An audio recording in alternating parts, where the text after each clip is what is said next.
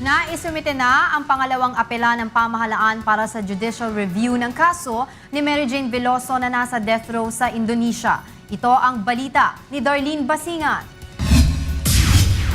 Naisampa na ang pangalawang apela ng Philippine government para sa judicial review sa kaso ni Mary Jane Veloso na nasa death row sa Indonesia.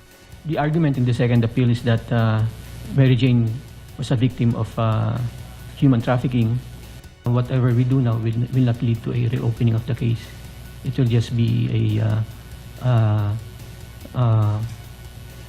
to determine if the death sentence that was imposed is appropriate for the crime that was committed.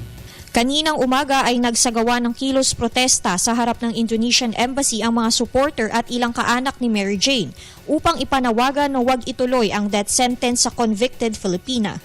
Iginagalang po namin yung kanyang pamamaraan ng kanyang kampo sa kanila. Pero po, paimbestigahan nyo naman po, wag naman po nyo kagad atulan ng kamatayan.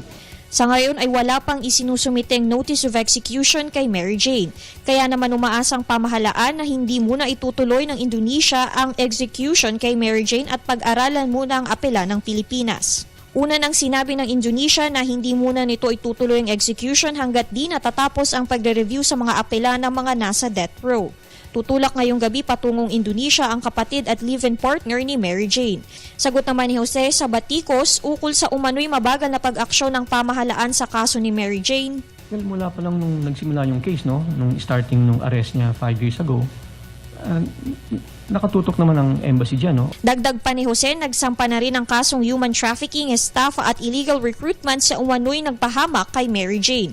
Sinabi naman ni Deputy Presidential Spokesperson Abigail Valte na ginagawa na ng pamahalaan ang lahat ng paraan upang maisalba ang buhay nito.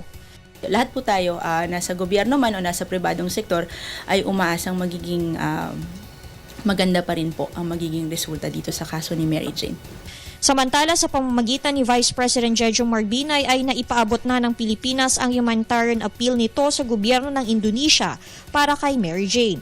Si Vice President Binay ay dumalo sa Asia-Africa Conference sa Indonesia kung saan nakausap nito si Indonesian Vice President Yusuf Kalla at ipinabatid ang humanitarian appeal para kay Mary Jane. Nauna nang rineject ng Indonesia ang appeal for presidential clemency at judicial review para sa kaso ni Veloso.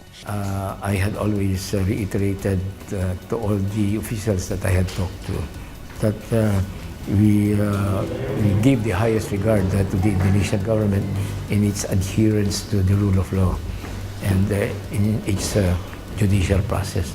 So, if at all, let me just say it again, it's more of a humanitarian. Darlene Basingan, UNTV News Worldwide.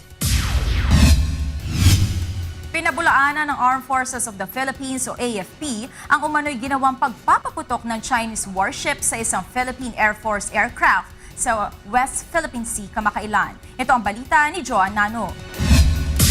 Wala pong katotohanan yung mga lumabas na mga rumors na pinaputokan yung ating aircraft habang nagsagawa ng maritime sovereignty patrol. Ito ang pahayag ni Lieutenant Colonel Harold Cabunok, ang Chief ng Public Affairs Office ng Armed Forces of the Philippines, kaugnay ng umano'y pagpapaputok ng Chinese warship sa isang Philippine Air Force aircraft habang tinatahak nito ang Pag-asa Island route na bahagi ng West Philippine Sea kamakailan. Napag-alamang nagmula ang naturang balita kay dating Department of Interior and Local Government Secretary Rafael Alunan III matapos itong i-post sa kanyang Facebook account ang umano'y ginawang pag-atake ng China sa PAF aircraft noong linggo. Nilinaw ni Cabunok na pawang mga flashing light lamang ang ginamit ng Chinese frigate sa PAF aircraft kaya't walang katotohanan ang sinasabing pinaputukan ng eroplano na nagsasagawa ng sovereignty patrol. Paliwanag ng AFP, ang naturang flashing light ay ginagamit upang i-challenge o bigyang babala ang alinmang sea vessel o aircraft na hindi pamilyar na lumilibot sa vicinity ng West Philippine Sea. Aminado si Cabunok na bagamat hindi totoo ang balitang pag-atake ng China, nakababahala pa rin ang paggamit ito ng flashing light sa PAF aircraft. Nababahala rin tayo, bakit ita-challenge tayo sa sarili nating teritoryo? Ito ay aggressive action doon sa part ng Chinese vessel.